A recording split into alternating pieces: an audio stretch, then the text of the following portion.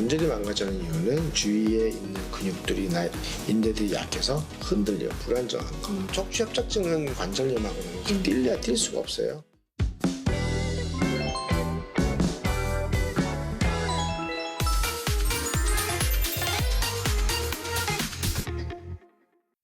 안녕하세요. 의사들과 대화하는 여자 의대녀 이진입니다. 오늘도 통증 박사 안강 원장님과 함께 통증에서 벗어나는 방법 알아볼게요. 안녕하세요. 안녕하세요. 네, 퇴행성 질환인 척추 협착증에 대한 얘기 계속해서 나눠보고 있습니다. 이게 여성에서 많이 발생하는 얘기를 들었는데 네. 실제로 그런가요? 남성보다 여성에게? 그렇죠. 예. 저 이제 결혼할 때 근데 제가 그때 한 20대 후반이었으니까 저희 장모님이 아마 한 40대, 50대 초반 뭐 됐을 것 같아요. 막 폐경기가 이제 시작한 지 얼마 안 됐을 때 같아요. 근데 아주 빠르게 이제 근육이나 이제 골다공증이나 이런 게 진행이 된 거죠. 여자분들은 사실은 폐경기가 지나면서 근육이 1년에 2, 3%씩 빠진다고 근육이나 뼈가. 근육이나 뼈는 같이 빠져요. 그래서 근육만 빠지고 뼈만 빠지는 게 아니라 항상 뼈가 빠지는 분은 근육도 같이 빠지는 거라고 봐야 돼요. 네. 그래서 폐경기라는 자체는 여자한테는 굉장히 위험한 리스크예요. 예를 들어서 10년 동안 폐경기 증상을 앓게 되면 20%의 근육과 뼈가 없어져요. 그러면 생각해보세요. 얼마나 무서워요. 그렇죠. 또 더 나쁜 분들은 40%가 나갈 수도 있어요. 30%나. 그 다음에 뭐 폐경기가 아니더라도 생리가 불안정하거나 막 이런 사람들 있잖아요. 그런 분들 중에서는 아주 빠르게 골다공증이나 근육 마름이 와요. 그래서 관절이 망가지는 이유는 뭡니까? 주위에 있는 근육들이나 인대들이 약해서 흔들려 불안정한 거. 움직임이 저하되고 잘 안 쓰게 되는 게 두 가지 경우라 그랬잖아요. 그래서 이런 것 때문에 관절이 많이 나빠지죠. 그래서 척추협착증은 관이 좁아지는 거는 관절 때문에 관절이 많이 커지면서 관이 좁아지는 거. 그다음에 나중에 이제 해부학적인 거는 그렇고 기능적으로는 뇌 척수액의 흐름이 늦어지는 거, 피가 잘 안 가는 거, 척추 안에 압력이 올라가서 우리가 고혈압 때문에 피가 잘 안 가죠. 마찬가지로 척추관 안에도 피가 잘 안 가는 거예요. 척추관에 압력이 증가하면 그런 것들에 의해서 협착증이 오는 거거든요. 네네. 그래서 척추 협착증은 이제 아까 말씀 척추 관절염하고는 이제 뛸래야 뛸 수가 없어요.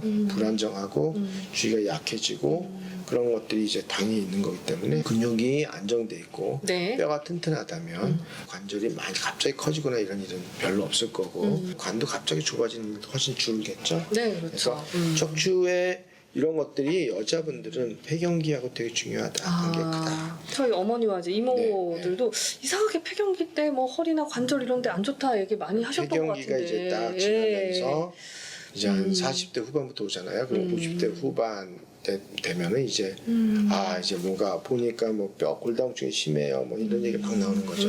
그렇군요. 그거는 미리미리 예방하면 돼요. 네네. 폐경기가 시작된다라고 하면 이제 나는 갑자기 망가질 거야라고 생각하면서 정말 조심해야 돼요. 그러니까 예를 들어서 조금씩 망가지던 게 네. 이만큼 0.2% 망가지 갑자기 2, 3%씩 망가져요. 이런. 10년이면 30%가 없어진다고 자기 몸에서 얼마나 무서워요. 이게 굉장히 끔찍한 일이거든요. 근데 그때를 잘 운동하고 먹는 거 조절하고 잘 하면은 충분히 잘 이길 수가 있습니다. 척추 협착증은 노화가 이제 가장 큰 원인 같은데 네.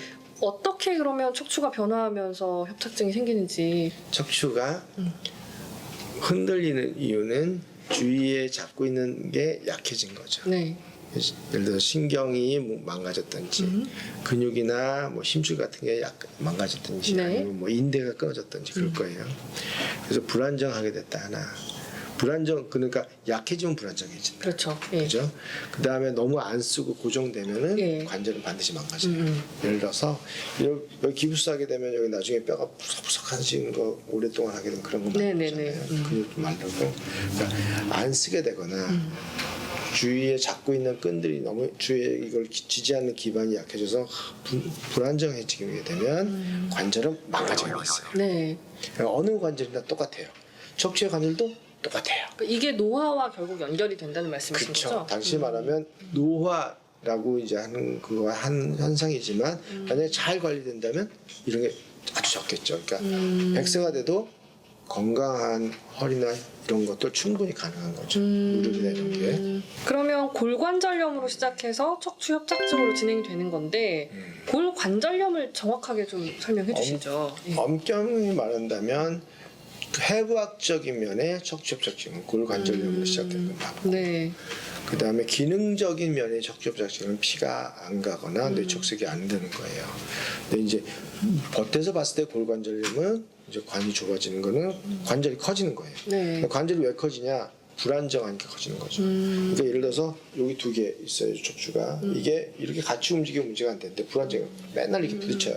그럼 부딪히는 데는 뼈가 좀 자라요. 그 다음에 거기에는 주위의 것들도 푸석푸석해지면서 두꺼워진단 말이에요. 여기만 부딪히는 게 아니라 이게 막 흔들려 버리면 앞에 있는 인대나 그 다음에 다른 것들도 디스크도 이제 변화를 많이 해요. 네. 더 튀어나오고 막 이럴 거 아니에요. 이런 세 개가 다 망가져요. 그러면서 이제 관은 나중에 이렇게 좁아진 걸로 나타나게 되죠. 네. 그러면 네. 같은 척추협착증 환자라고 해도 이제 개인마다 발병 원인과 진행 정도가 다를 것 같은데 어떻게 진단을 통해서 이제 개인 치료를 세워야 될지. 그러니까 그거 자체가 해부학적인 관절에 문제만 같다고 기능적으로 괜찮으면 그건 괜찮은 거예요. 네. 그래서 이제 그런 경우에 이제 허리는 그래도 아플 수가 있겠죠. 그럼 허리를 치료하면 되는 거고. 기능적인 문제가 있어서 어떤 사람은 허리가 멀쩡해 보이는데 다리에 힘이 빠지고 휘청거릴 수가 있어요. 그러면 기능적인 문제가 있구나라고 해서 거기에 대한 치료가 들어가야 돼요. 그래서 네. 허리가 어떤 병인지 반드시 이해해야 돼요. 그래서 어떤 문제가 더 중요한지, 어떤 포션이 중요하고 지금 아픈 게 과연 어느 부위인지 이런 것들이 평가가 돼야만 제대로 되는 겁니다. 그래서 척추협착증은 하나로 보이지만 하나가 아니라 굉장히 다양한 스펙트럼을 갖고 있습니다. 두 가지 사람이 있어요. 어떤 사람은 허리가 너무 아프고 걸을 수가 없을 정도로 엉덩이도 아프고 막 그래요. 고관절 쪽도 아파 보고. 그래서 사진을 찍었어요.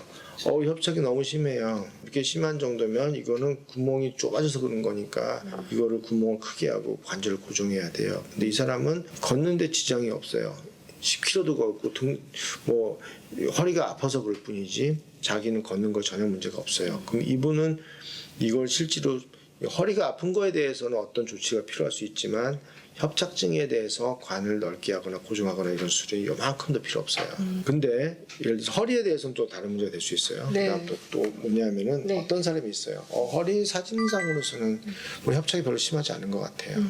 근데 어쨌든 다리에 힘이 빠지고 잘 못 걸어요. 근데 이 경우에 있어서 그러면 이 안에 보면은 뇌척수액이 얼마나 잘 들어가는지, 아니면 피가 얼마나 잘 공급이 되는지, 그 다음에 척추관의 압력은 어떤지 이런 것가 더 중요한 사람일 수도 있단 말이에요. 이 사람들은 그냥 보면은 그래요 척추협착증 아닌 것 같은데요. 이 정도는 나이가 들면 이 정도 다 있어요라고 하지만 전형적인 증상을 나타내는 사람들이 꽤 많아요. 네. 중요한 거는 척추협착증에서는 통증이 중요한 게 아니라 네.